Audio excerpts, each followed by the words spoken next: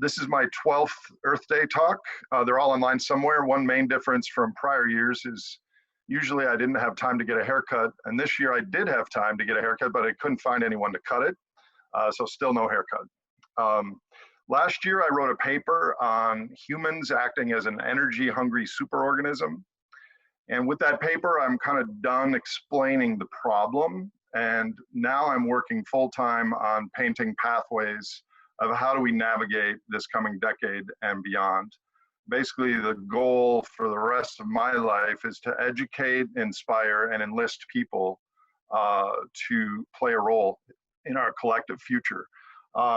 There's many people are interested in this sort of synthesis. Some of you are tuned in to get insights on where the stock market's headed. Some of you want to know what this means for climate change or your career. But what I'm trying to do today is describe the state of our species, the state of our economies. My target audience today is smart, bold, pro-future humans who want to live good lives, but use a good portion of their remaining time on Earth towards service to making the future better. So I am going to have, this is almost an entirely new talk. I've got these 7 sections: brief introduction. I'm going to do a whirlwind story of how we got here. I'm going to list some inconvenient truths about our situation. I'm going to suggest some radical reframings of how we use language and how to think about our situation.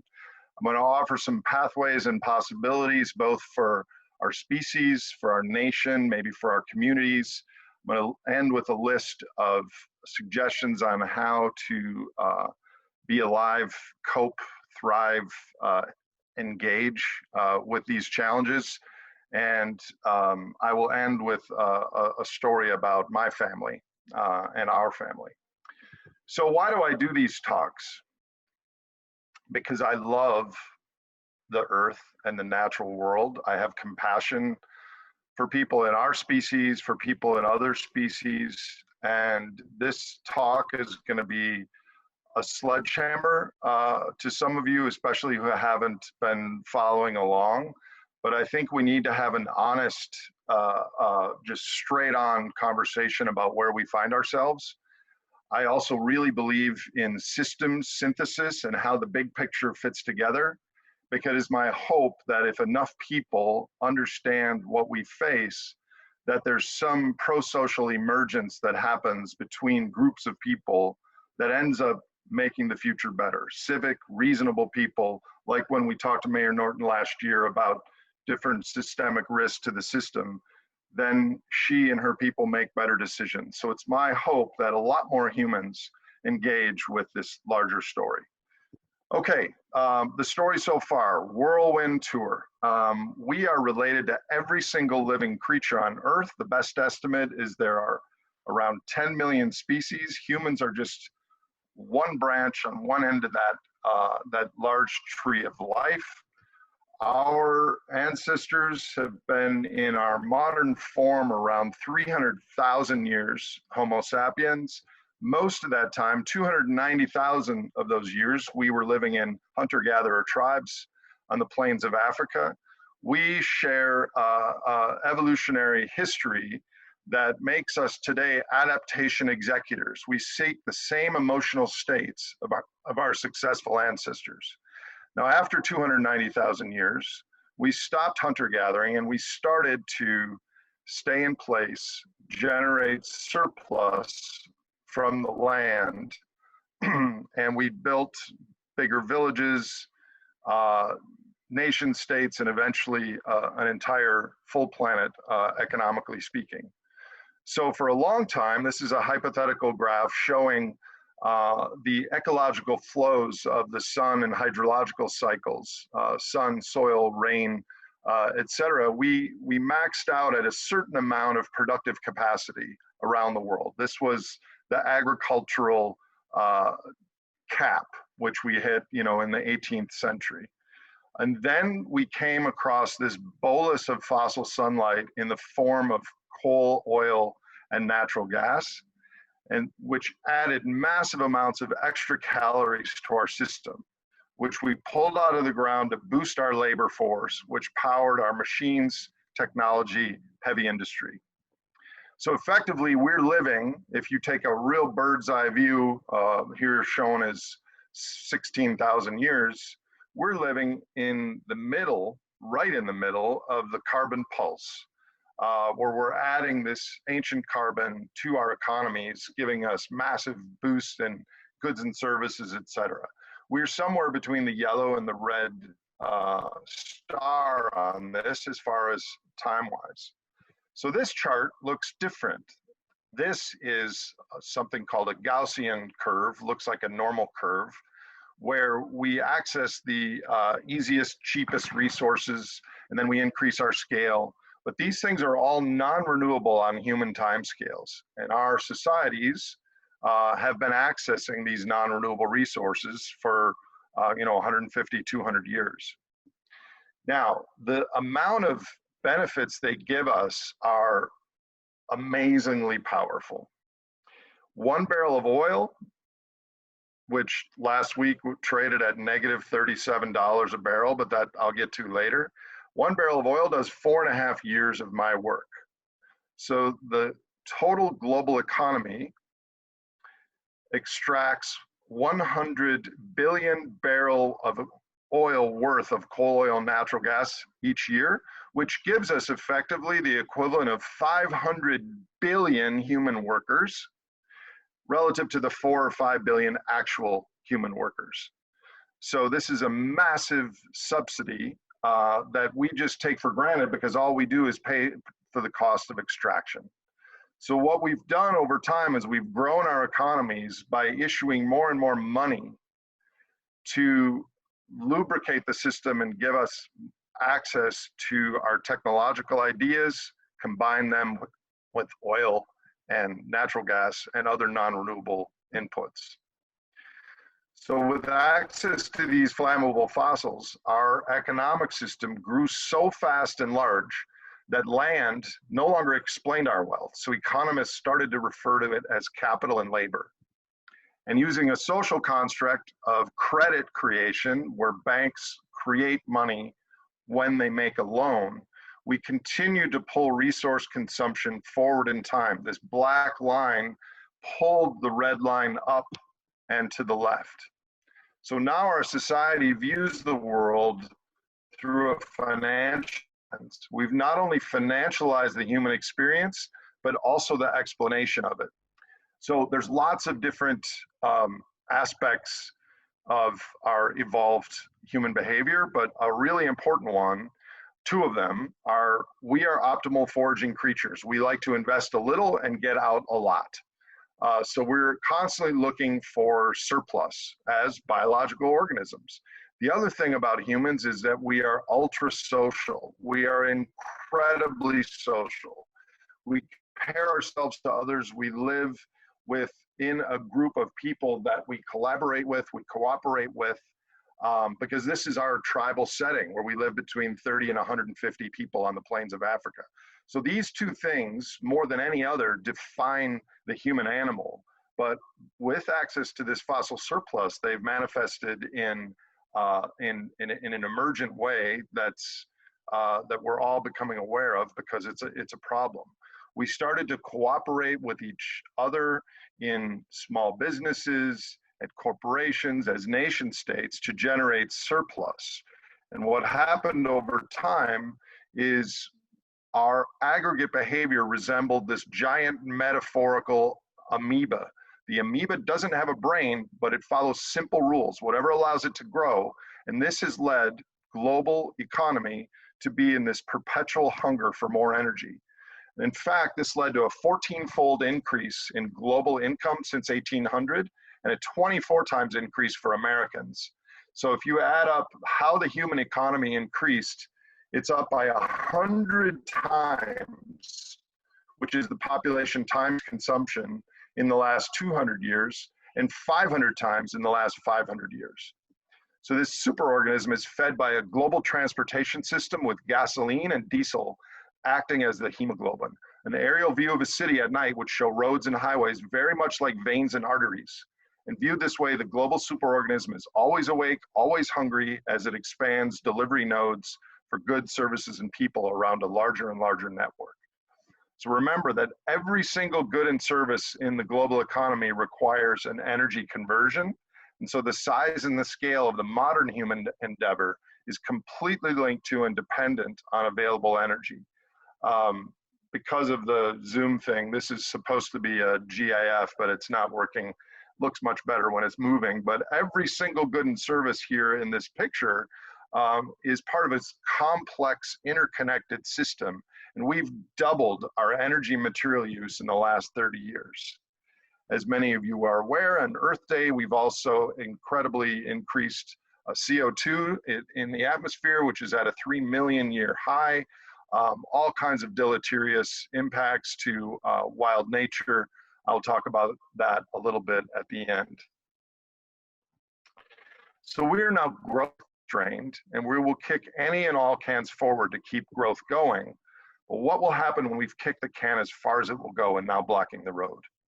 Well, that is happening now. In the last 2 years, I've used this exact same slide talking about a coming great simplification where a reduction of GDP in advanced economies is now likely when we remove the ability to add credit to a system with a shift towards more costly, not costly at the pump, but costly to extract resources, and with the return to what I refer to as rebuildables, or technology and machines that can harness the productivity from the sun and the wind. So what happened is our global economy had a heart attack a few months ago. COVID has not created these problems. It has caused all these problems to come to the fore so that we're now experiencing them even though we were unaware of them. So this leads to the core of this talk, which is the inconvenient truths of our situation. So COVID has been a complete shock to our economic system. Our estimates are if we end the lockdowns around June, it will be a 12 to 15% drop in GDP. If the lockdowns go into summer or into the fall, it's going to be closer to 20%. So effectively, our economy has had a heart attack. My opinion is that the virus is less lethal than initially thought, far more contagious than initially thought. Personally, I think this virus will be with us for a very long time. I think we will try to get a vaccine. Eventually, we will get a vaccine, but in the same way that we have a flu vaccine, we'll have a coronavirus vaccine. It'll reduce your chances of getting it, and if you do get it, it'll reduce the severity. But this is just a very, very strange virus, and there's a lot we don't understand about it. I think a lot of people talking about this V-shaped economy are misguided, not because of the severity of the virus, but because of the knock-on effects of nonlinearity in our global economic system. So in my opinion, the great simplification, or a return to kind of 1990s level GDP, is probably already started. There are many variables, and not only do I not exactly know what to do about the future, but no one knows what exactly is going to happen the rest of the year. There's so many variables. The virus, the government response, will we sufficiently backstop the system with credit? Will we bail out people sufficiently? How do these nonlinear things, for example, I'm going to talk about oil in a minute. We see that 100% of high blood pressure medicine precursors are made in China. 80% of the API ingredients are made in China. All those nonlinear effects are going to have an impact on our system that we can't quite predict. Plus the social response. Right now we've got these stimulus checks that are trickling in, but in my opinion, in the next few weeks, we're going to have another 2008 TARP moment in Congress, because the responses so far are going to have been too small for a lot of people. I'm going to talk about that in a second. This is a major story that people are not yet aware of because they're focused on the price of oil, which is $15 or something like that, and the price of gasoline is under $1. But our oil system has just had a catastrophic impact. So right now I can unequivocally say that globally peak oil was in fact October 2018. You can see it was already probably going to be October 2018 before this virus hit. And the reason I'm confident of that is because of the underlying decline rates of existing production relative to upstream capacity. This chart was made 2 years ago or a year and a half ago by the International Energy Agency. And it showed that in 2018, we were at around 90 million barrels a day of production right here. And that with no new investment, which was a hypothetical, if we didn't invest in upstream capacity, global oil production would be cut in half by 2025 and down by 90% by 2040.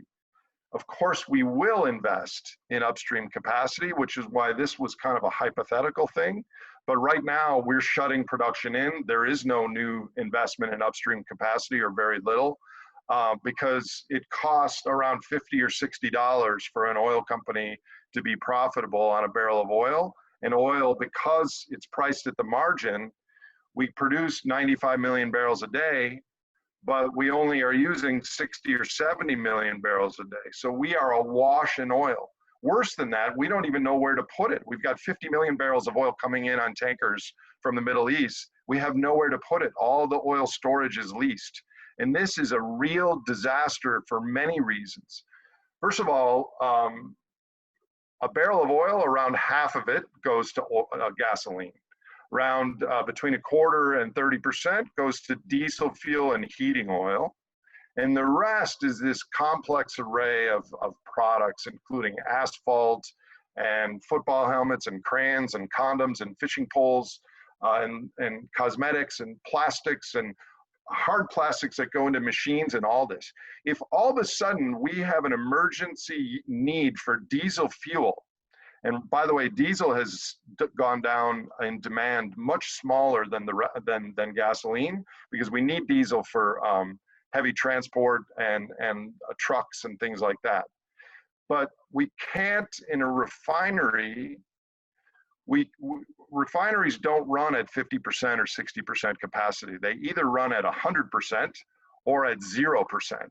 And so the problem is if we need diesel, if we urgently need diesel, we still have to get the same amount of barrels of oil out and refine them. So what do we do with the gasoline? This is a really serious environmental question in the coming year, because if we stay in an economic depression and there's very little incremental demand for gasoline, but we still need those other products, are we going to burn it? Are we going to dump it in the ocean or the rivers? So this is a real issue. Okay. The other inconvenient truth, which began in 2008 and is now being formalized, is our financial system has effectively been nationalized. And by this, I mean that the central banks globally, including our country, are both the lender and the buyer of last resort. So effectively, the risk signals in the market are completely false and dislocated, and people are gaming not what they think the investment will do, but what they think the central banks will do. And in response to this crisis, the central bank correctly brought out the bazookas to support the financial architecture. What they did was too big for the time in March and April when it was needed, and probably too small for what's going to be needed in May and beyond.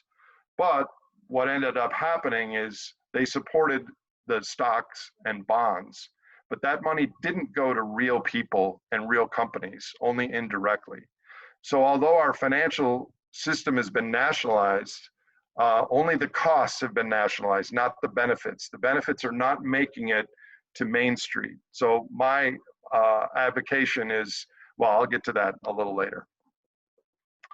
So our debt to GDP, which globally was around 330 to 350%, last December before this crisis is now going to skyrocket because our economies are going to drop by 10 to 15% or more. And in order to jumpstart the heart attack of our economies, we're going to have to issue 20 or 30% more debt. My estimate is the US debt is around 23 trillion. I think it will be 30 trillion after this, and other countries are doing the same thing. So our debt to GDP is going to skyrocket up to 450% or something like that. It's not sustainable. It's not sustainable anything over 1 to 1, and now we're going to be approaching 5 to 1. So my opinion is that that debt will never be paid back because it has to be paid back in energy, but we're going to have to support it in the near term. So this is going to mean that the next crisis, if we navigate this one, is going to be much nearer and more acute. So not so metaphorically, central banks are acting like leveraged hedge funds, and I can explain why that is in the Q&A. People aren't focused on that risk right now, which is probably good. We're focused on the virus. But underpinning all this is, what is money? What is growth? What is our cultural objective? Renewable energy is in trouble because of this crisis, because the costs of energy are so low that we can't afford the capital to invest in long duration energy assets. I've always thought that the market system wouldn't adequately get us to a large share of renewables in our system, because we only plan for this blue line of growth to continue in the future. But all the biophysical analysis, and I wrote my PhD on an aspect of this, shows that using some of our remaining flammable fossils in tandem with solar and wind and geothermal and nuclear, et cetera, is doable, but it's going to be in this lower total scale than our current system. And our market wants to do this, where a systemic analysis would be some fraction of that. I don't know how big of a fraction. My guess is 30 to 50% or something like that. This is going to be a major issue in the coming weeks and months. Is the coronavirus hit to our economy has caused the haves, like most of the people watching this webinar, to have less. But the have-nots are going to have nothing. And we've got these $1,200 stimulus checks that are staggered. This is not going to be enough to forestall foreclosures and a lot of suffering, including lack of money for basic needs, et cetera. I could talk a full hour on exactly this. I think we're headed for wider and deeper poverty unless the federal government really steps up. But it's not just our country, it's around the world. This is going to hurt a lot of other nations, especially if they have shortages of US dollars because they've issued debt in prior years denominated in dollars, and now they have to get dollars when they're more costly. This is a real problem. Higher education has been in a mild crisis in recent years, and this kind of broke the back of higher education, in my opinion. My guess is about a third, maybe a quarter of universities and schools will go under, especially the liberal arts, smaller schools, especially those that are going to be offering classes online for political science or Spanish or things like that. People aren't going to pay $100,000 to go to 4 years to learn stuff that you can learn online. I think the STEM degrees at the large elite research schools will still be very sought after, but this is going to be a bifurcation in our education system. And I think a lot of schools are gonna go belly up because of this. The other major inconvenient truth is the experts don't have the answers. Politicians, think tanks, TV personalities, we have a lot of reductionist expertise in our system, where our system the last 40 years has rewarded experts. but we have to fly up high enough and see that we're part of a system to understand how things fit together. And our culture is not only energy blind, but systems blind. So we get a lot of people just looking at one aspect of this story, but to understand what's going on, we have to look at everything.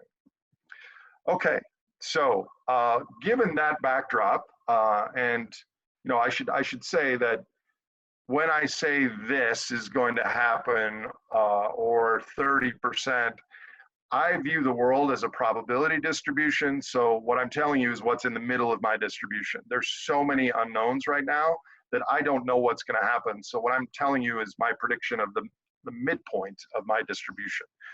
Having said that, here's some maybe word changes, or there's so much power in language. How do we think about what's happening?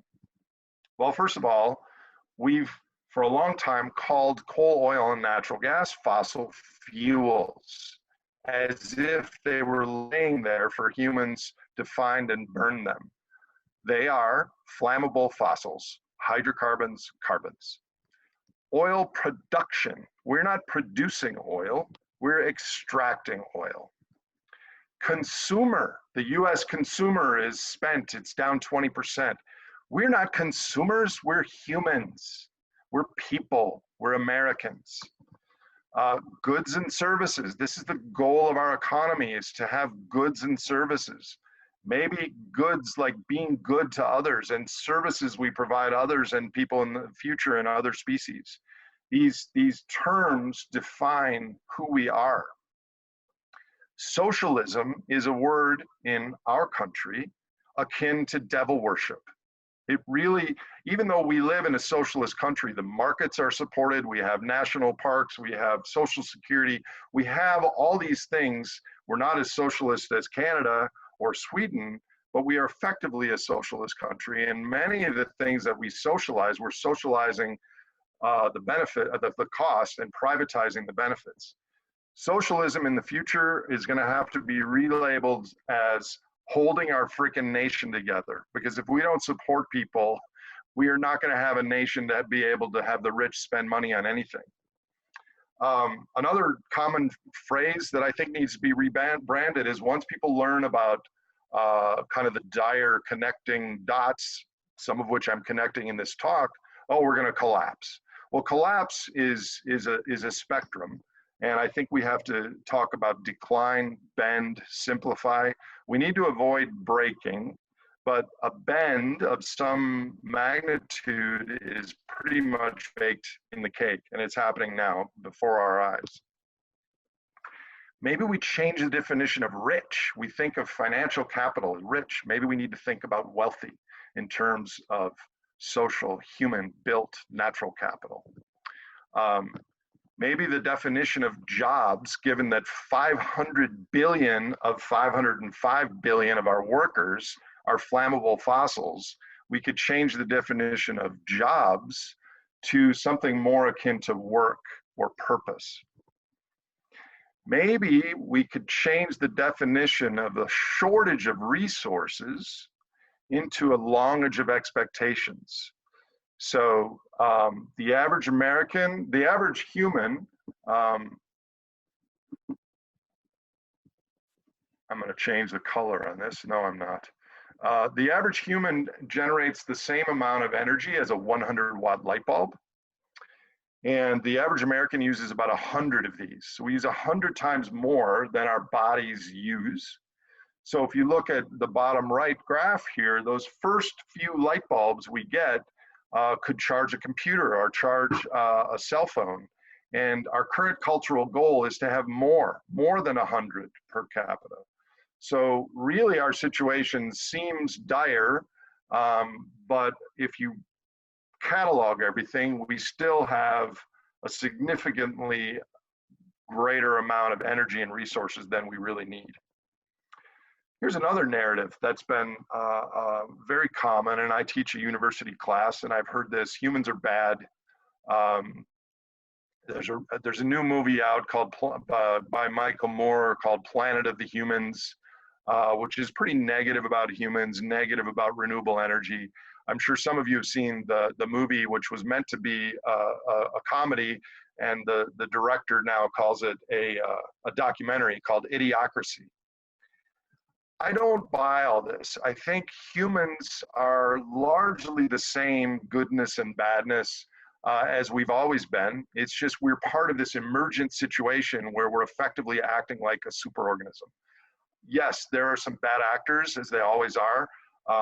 And I think, you know, Mitch McConnell is probably not the greatest human being in the world, but we are part of this system where it's the fault of the system, not the individual, which leads me to this next point, which is inherently as a tribal social species, we easily and seamlessly and passionately blame others outside of our tribe. It's the lazy poor, it's the greedy rich, it's the environmentalists, the Chinese, the people in the Middle East, the liberals, the conservatives. But what we're facing right now is no one's fault, and yet we're all complicit. My final reframing is neoclassical economics was developed during this tiny period of unbroken economic growth where correlation equals causation, and they created all these fancy formulas. And I think 2008 was the first blow to that. And now what we're seeing is I think we can seamlessly start to refer to neoclassical economics as paleoclassical economics, because in the near future, even now, the etchings of neoclassical economics are going to look like cave paintings, a primitive description of the world which are no longer relevant. Paleoclassical economics. That was my one joke, but not really a joke of this whole talk. Okay, so what do we do? Pathways and possibilities. First of all, we have to stabilize the patient. Stabilizing the patient is vital, and frankly, this is what I'm spending all of my professional life on right now, the next few weeks. We have to stabilize the financial system, and we have to protect citizens with basic needs. So the next few months, we're going to have massive government support of businesses and individuals. The left doesn't want to bail out companies, and the right doesn't want to bail out individuals. We're going to have to bail everything out. And it's going to have to be much larger than is currently being talked about in Washington. And yes, it disgusts me that Goldman Sachs front runs mortgages the day before the Fed starts to buy mortgages, and that there are going to be people that game the system. But we have no other entity is large enough to restart the heartbeat of the economy other than the federal government. And we, like I said earlier, we overdid the financial response given, I mean, the Fed was very, very worried, correctly very, very worried. So they put in too much stimulus. And at the same time, we lost 16 million jobs. The Dow Jones had its best week in 80 years. So in my opinion, I did not predict this pandemic, but I did and have been thinking about and talking to government about the systemic risks embedded in our system, the massive inequality, the inability to have organic growth and productivity, the relationship between credit and energy costs, the shale bubble in the United States, et cetera. So the story, once we do reopen the economies, is we're going to be gaslighted that we're through. Look at gasoline is 92 cents a gallon, go out and enjoy your life, et cetera. I think that the story is more likely going to be one of mild recovery. I would guess right now there's a 50% chance that we will ever pierce the 2019 economic high point, which means there's a 50% chance that we won't. And how we respond to that is going to influence many, many decades to come. So one thing we have to do, if not now, in the coming years, is we have to shift our cultural goal away from GDP to something more tethered to well-being. And globally, not so much in the United States or the UK or service-centered economies, But globally, for every 100 units that we grow the size of the economy, we require another 99 point something units of energy. So effectively, the goal of human society, modern economy, is how much things we burn. We burned some fuel to get every single product. Now, a lot of that burning doesn't result in happiness or well-being. And so I think there's a lot of alternative metrics been researched, genuine progress indicator, gross national happiness. I think all of them have problems. I think what we need to do is have research where actually interviewing people and doing research on people, on health, safety, governance, education, access to information, employment, their true life situations, and get a real nonpartisan, this will work for the left and the right, metric of how their lives are doing. That's going to be correlated with energy if you don't have much. But if you have quite a bit, it will be not much correlated with energy. And whether it's this crisis or the next one, we will not be able to have GDP as a global cultural goal because we won't have the resources to do it. 19th Veblen made the distinction between business and industry. Industry was making shoes and food and the things that we need in our life, and business was this, what we now call the fire sector of the economy, finance, insurance, real estate, which is just making money out of money. So I think in the future, we're going to have to gear down much more towards industry and much less towards finance and business. Biophysical alchemy, a term that I coined this morning at 5:15, which is to turn our financial marker assets, magically transform them into real capital urgently. This is what we should be doing as people, as communities, as a nation, into things that will last over time, into things that will be needed for a more rural, more local, more regional economy. This is a parador in Spain where I stayed a couple years ago. It was built in the 1400s, so 600 years later, people are using this beautiful facility.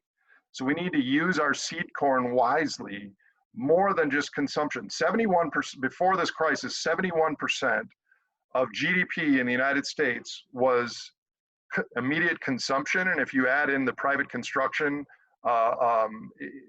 it probably was over 80%. So what do we want to invest into the future? If you watch the movie Contact with Jodie Foster, one of my favorite movies, some fundamentalist terrorists destroyed the time machine, the machine that was going to bring Jodie Foster to outer space. And thankfully, no one knew, but they were building a second one in Hokkaido, Japan. And I think,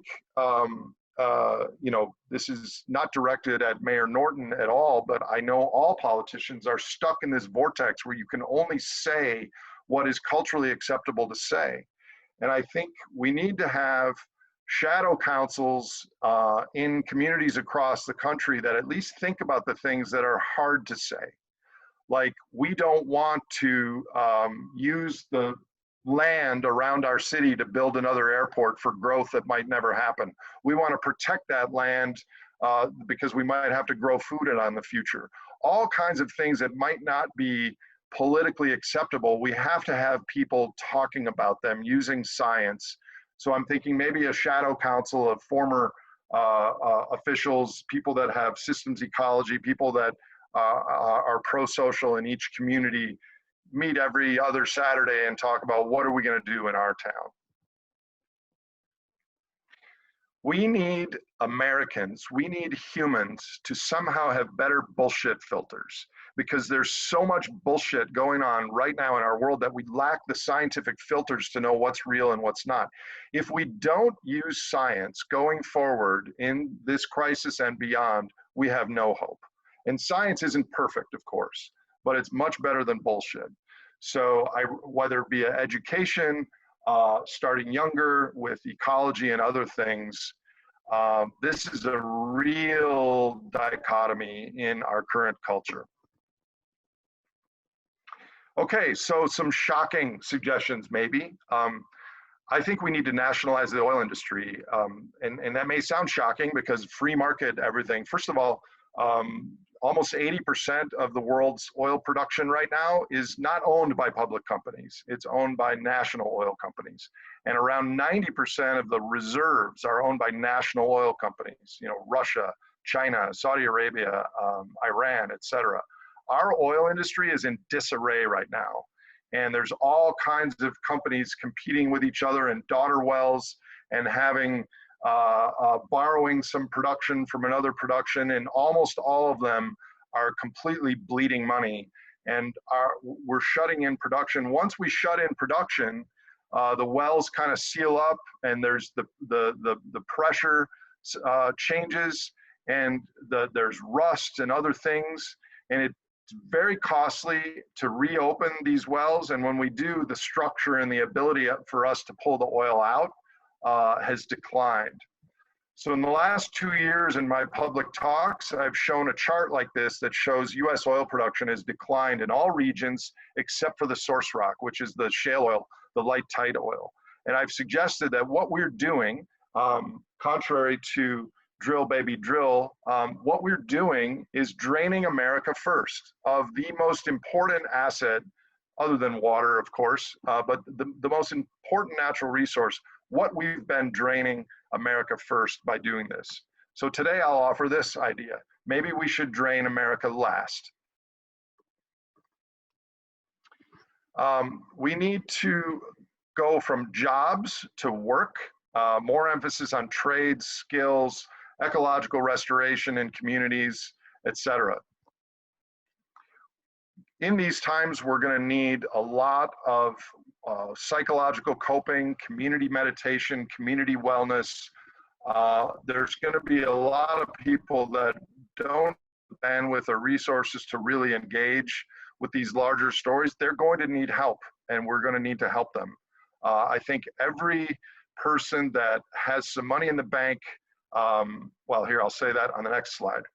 I was fortunate in my life to travel a lot overseas. I'll never forget in Ecuador, in Zambia, in Namibia.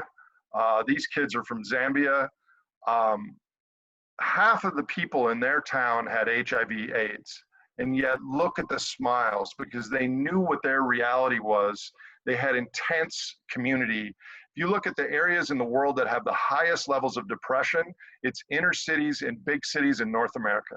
The areas in the world that have the lowest level of depression are very poor places in Africa. It's because the biggest aspect to their wealth was their community. And so I really think now this coronavirus is a chance for us to start to build authentic community in the United States. If you are someone with some amount of financial marker wealth, some amount of psychological and physical health, you need to start giving back to your community. Have conversations with people, organize things that people can have food or training, and stop looking at the stock market in New York, start working in Rochester or Red Wing or wherever you are, because we really need to have pilots and models of people living differently, talking to each other, instead of just coming home from work, you know, putting a steak on the barbecue and watching Netflix and not talking to your neighbors. You know, broadly also, I think, you know, we're moving from an isolated situation to the world is going to really have problems now in coming years. And we may be faced with a choice of using our resources and wealth to continue partying and regaining the lifestyle we had the last 20 years, or helping humanity to avoid starvation and other problems overseas. So kind of we've left the dopamine trajectory and we're moving into the oxytocin, serotonin, cortisol, which is a stress hormone. Dopamine has been a precursor to addiction, and our country in many ways is addicted to comfort, stimulation, and the status quo. If we cancel the NFL season in the fall, I don't know what's going to psychologically happen to this country, because we're going to need to get that dopamine and routine filled some other way. We need to have a new systems economics, which is informed by human behavior, by biophysical, by environment, by ecology, with stuff about the brain. We need to look at the larger picture of humans, our society, and the biosphere. One example, which I've had in the last couple of years, anticipating an eventual credit crisis, is once natural resources are very low in price, not in cost, but in price, to instigate a large tax on non-renewable resources. Simultaneously, because a lot of people would be poor or out of jobs, is we remove a tax on human labor. And this would, if we equated the tax on coal and phosphorus and copper to the renewable equivalent, then we make better decisions about allocating our scarce resources, and we also, people don't have to pay as much income tax. I don't think this was possible before. I was trying to build constituency of that before some sort of a credit, inability of us to issue credit. I think it's probably still would be perceived as too crazy, because most people with this coronavirus, they see the economy in a depression, but they have no idea that there are energy or climate issues in the background. Because the signals we're getting is that energy is like totally too cheap to meter, but it is in terms of its price, but not in terms of its costs, and not where it's going to be 3, 5, 10 years from now. So this is a very sensible strategy. I don't know how likely it is. We need to localize and regionalize key supply chains. We can't have this Rube Goldberg machine of this global commerce where very critical micro components are made in Korea or Bangladesh or Johannesburg for Minnesota. And I think for luxury items, that's okay, but for shoes and food and things like that, we should use this opportunity to start to think about localizing and regionalizing supply chains.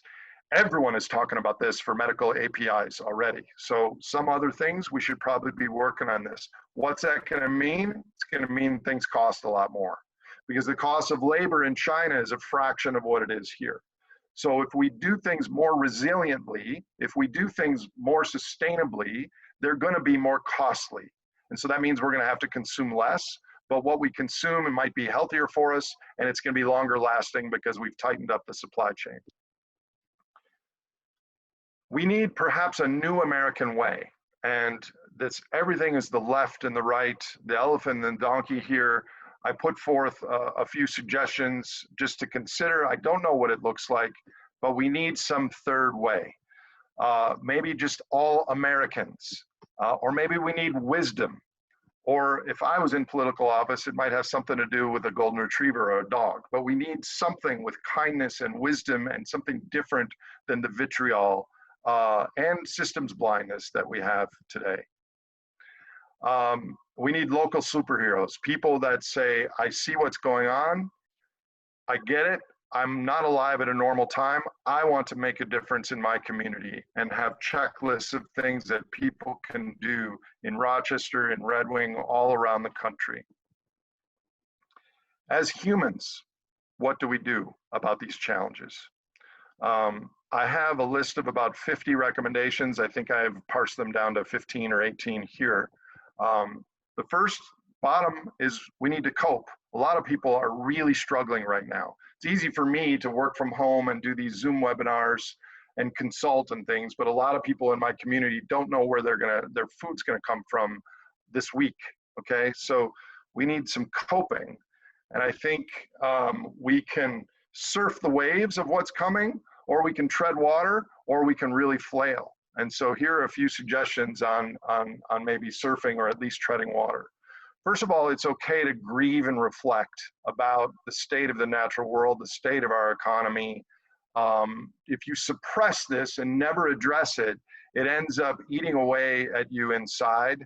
And so it's okay to cry once in a while. It's okay to feel sad about this. In fact, if you didn't, I would be worried about you. That is the appropriate response at what's happening. But I think we have to have the skill in psychology, it's called compartmentalization, where you feel sad about the economy or about dolphins or about your cousin or about someone who got sick or died from coronavirus, but you can't let it dominate your entire day. Otherwise, you would just never leave your house. So we have to have the ability to compartmentalize certain aspects of the world. You grieve for a half hour, and then later in the day, you go and for a bike ride, and then in the afternoon, you're productive at your job. And at night, you have a conversation with civic leaders about how to make Rochester more sustainable. We have to navigate the pathway between fantasy and doom. And both of those poles pull at our brain because they resolve dissonance. We have to become more comfortable carrying dissonance, carrying uncertainty with us, because doom and fantasy are probably not going to happen. We have to navigate this increasingly narrow pathway between them. We have conditional goals and unconditional goals, and I would recommend you all to pursue some unconditional goals. There's a lot of things in our future that depend on what government response are, or what central bank response are, or what policies might be issued. But there's a lot of things you can do yourself. For instance, I just got notification that my FedEx of potatoes is arriving tomorrow that I got from Moose Tubers in New Hampshire or Maine. I took it upon myself, I'm gonna grow a lot of potatoes this year. That was an unconditional goal that I can do no matter what the president does or no matter what happens with coronavirus. Doing these unconditional goals, in addition to growing potatoes, it actually reduces your stress hormones, reduces your cortisol, because you've taken a little bit of control of your own situation. Simplify and beat the rush. We are so pell-mell full of activities and things and stress, but the great simplification is upon us as a nation, as a culture, as a species. You can get ahead of it a little bit as an individual. Simplify first and beat the rush. This is Shinrokyu, 3 Hatakana kanji characters in Japanese that means forest bathing. And I exhort all of you to get out in nature as much as you can with the sunlight, with the trees, in a situation that our successful ancestors evolved in. For me, it's cathartic. For me, it's essential. I have to get out in nature every day. Thriving. We need to use restraint, and the agenda of the gene is very strong. The default pulls us into this vortex of consumption and comparison and stimulation. So we need to sharpen the sword gradually and try to suppress some of our genetic impulses so that we're a stronger psychologically and physically more resilient human being. The stuff that we have in our culture pulls very strongly at us, pulls very strongly at our emotions. So we need to use our cognitive brain and build speed bumps in our own behaviors ahead of time. I am addicted to my phone because of my job as a teacher, as a speaker, and everything. I get several hundred emails a day, and the world now, there's stuff happening all the time. So I created a little dopamine sarcophagus for my phone. It's a little ginseng container that every night, strike that, every other night, in reality, I put my phone to sleep before I go to bed. I spend a night thinking about these things. I can't stop from thinking about them, but I don't have the phone 2 feet away from me checking what's going on in the world. So I've used my cognitive abilities to build my own speed bump in my own behaviors. Again, like I said before, we have to embrace intermittence. So periodic breaks away from technology, periodic breaks away from energy use. By the time we get our 20th or 30th light bulb, most of us are probably not getting huge incremental benefits. And this is ultimately very good news for the future, because it means we can reduce consumption as individuals and as a society without really reducing happiness and well-being. Consider absolute wealth instead of relative wealth. One of our neural carryovers from tribal times is we grew up with intense equality in terms of consumption, but we were still very geared towards social status. The status was by respect or popularity or hunting prowess or telling stories or all sorts of things like that. So we naturally, in a material abundant culture, compare ourselves to everyone. And the average American today is richer than kings or queens of old in terms of actual energy, goods, and services. But what we end up doing is compare ourselves to people who are richer than us. And I think it's a really good idea to actually trick your brain into being happy for those people and being happy with your own abundance. It takes some practice. I've been able to do this, but it's taken me a decade, where if I meet some millionaire, I'm happy for him or her. I don't have a lot of money, but I am rich in the ways that matter to me, with friends and knowledge and animals. So I think to flip your brain from comparison to abundance in your own situation is helpful. So 20 years ago, when I worked on Wall Street, I was worried about risking my clients' money, and I hired a neuro-linguistic programmer. And he said, when you're afraid of something, people move away from it and actually move into your fear a little bit. So he trained me to pet spiders, which I was really afraid of. And after 3 weeks, I could pet and touch a marbled orb weaver spider.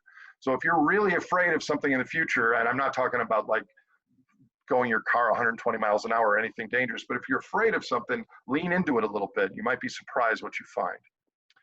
Engaging with the future. I'm fond of The Lord of the Rings, and I'll use a few quotes here. I wish it need not have happened in my time, said Frodo. So do I, said Gandalf, and so do all who live to see such times, but that is not for them to decide. All we have to decide is what to do with the time that is given to us. So knowledge of who you are gives you at least some power over your daily lives. This century, this decade, will consist of challenges and massive changes. And I think the existing social structures, infrastructures, conventions, and rules are going to change, probably pretty fast.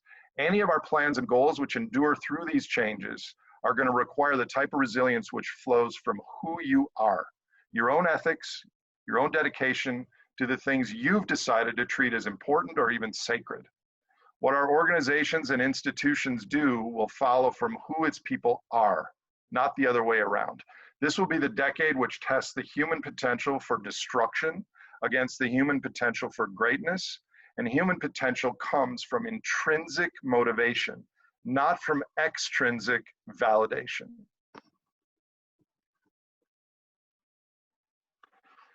This is my colleague, one of my best friends, one of the most successful environmental activists of our time, DJ White of the organization Earth Trust. I'm going to share another picture with him a little later. But when he was in his early 20s, he lived in Indianapolis and he studied geology, but his passion was dolphins. And he knew there were no dolphins in Indiana. So he bought a one-way ticket to Hawaii with no job and no plan. He ended up teaching high school. He ended up cleaning out the poop from the cages, the tanks where the dolphins were. And every year or two, he accelerated until ultimately he was one of the most successful dolphin conservationists of our time.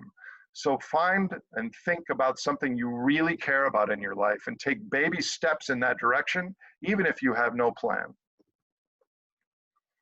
In the context of the superorganism, if you consume a little bit less meat or fly a little bit less or drive a hybrid car, you're basically just being a little bit less of 1/8 billionth of the problem.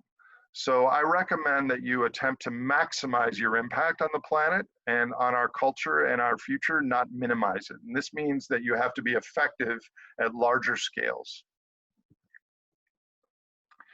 We need more warriors and mystics to speak out and get involved during this time, using a wide variety of techniques and objectives.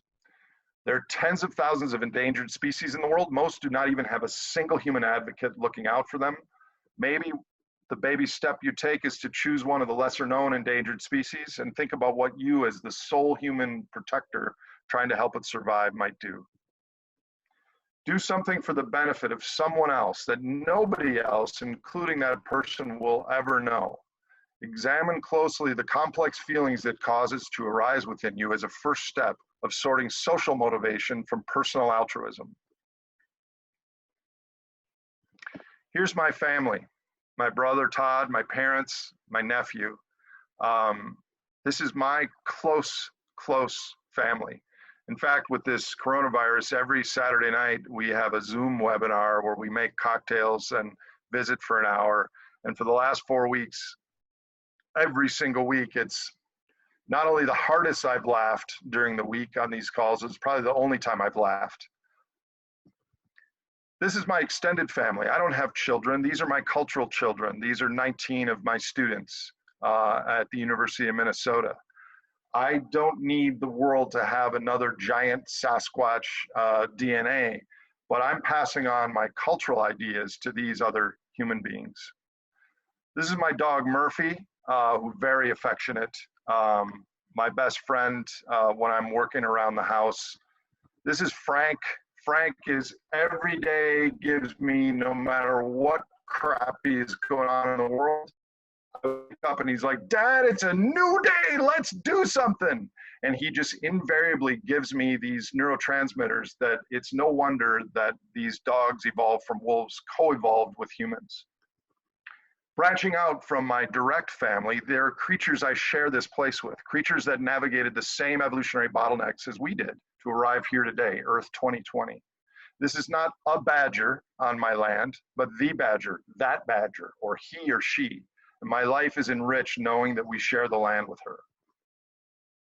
If you're like my stepdaughter, you really don't like bugs, but we've lost 25% of the world's insects since she was born. And right now, the best estimates is we're losing insect biomass at around 2.5% a year. It's unclear that humans could ever exist without the ecosystem services of insects, since we've never had to. Insects provide pollination, pest control, nutrient cycling, decomposition, and food for other species. The insects of Earth are trillions of tiny robots doing jobs in our ecosystem for which there are no replacements. These are zebras, obviously. We know the stripes now. Scientists tell us that they're an evolutionary adaptation to tsetse flies, so that the tsetse flies get confused. Why am I showing you a picture of a zebra? When I was 21, I went on a safari with my dad, and it was a hunting safari, but I was just taking pictures. But after 2 weeks there with the 12 other macho dudes that were hunting, they persuaded me to shoot a zebra because someone needed it for a rug. So I did that because I could, and because of the peer pressure at the time. I've cried about that a couple times in my life. I've always felt remorse. And it strikes me as a microcosm of our larger situation, is that we do things because we can and because peers say they're okay. But a lot of times we're doing them just for short-term stupid reasons and dopamine. And I think it's a microcosm that we are, all of us, arriving at this cultural moment where things could go a million different ways in the future, and who we are, our hearts and our heads together, we could live differently. And this experience has stayed with me because these two are part of my extended family. Of the self-aware species on the planet, we are only one. And the thing which distinguishes us is thumbs, fire, and exosomatic information storage, so one person can build on the work of others. Without those things, which whales and other species could obviously never have, we would still be hunter-gatherers in Tanzania. There are huge minds in the ocean which we consign inferiority to with brain-to-body weight ratios and because they can't build cars or skyscrapers. But cetaceans are people, full stop, by any rational metric one could propose. We don't value this or include it in our discussions or cultural plans. This is DJ White of Earth Trust, who I mentioned earlier. He developed labs to test self-awareness in dolphins, and in doing so, he was transformed as an individual. Shown here is a dolphin he became close friends with and who had, according to DJ, human-like ability to play, calculate, joke, choose and prefer music, turn the tables, be a friend, even though having no common ancestor with humans for over 60 million years. DJ tells me that she was wicked smart, playful, mischievous, and clearly possessing of an advanced theory of mind. After roughhousing with him in the water, she would hug DJ with her pectoral fins, keeping his nose and her blowhole above water, and sing to him, sing complex songs that made DJ peaceful and fall asleep while she held him in the water. His great sadness is that more people will not only never feel this kinship with another self-aware species, but that so many of our species, humans, are totally unaware that such creatures exist and that our culture is indirectly destroying their home. We're hell-bent on mining asteroids and terraforming Mars when we don't yet understand, let alone appreciate, the treasures we have here on Earth. Could we culturally develop an expanded definition of family? First and foremost, other humans of different belief systems, mildly different looks and customs, but beyond that, to the lives and dignity of other generations and other species of conscious life. 50 is enough Earth days, I think. We now need to transition to something else which isn't such a burned meme. The idea was good, and it was helpful. Think about the Earth which created and nurtures us one day a year. It turned out that that wasn't enough. So let's let this be the last one. 50 total sounds better than 60 total. And by the 100th Earth Day, it's just going to be sad or redundant. They all seem a bit inadequate because the Earth is our every second, our every minute, 24/7 from the dawn of life to its last gasp. There is no Star Trek future of expanding to other planets and the stars. There simply isn't an excess net energy to allow us to do so. Our story is now and always been an Earth trek, and it's a trek in progress at a major fork in the road. And Earth Day isn't about the Earth as a planet, it's about the living systems of Earth, which have almost accidentally arrived at this splendid profusion of complex life and webs that we all, watching this webinar, were born into. Earth will continue even after the sun melts it, but is it really Earth with no conscious minds existing to conceive of it? Do Earth days just peter out with a whimper or go out with transitioning to a new set of goals? These are the questions that the coronavirus heart attack to our economy have opened up. Happy Life Day, may we have many more. We are not alive at normal times. Now is the time for humans to morph into something other than we have been and steer for better collective pathways for our families, for our descendants, and for all of Earth's creatures. For some part of your life, I hope you do something in service to the future. Thank you.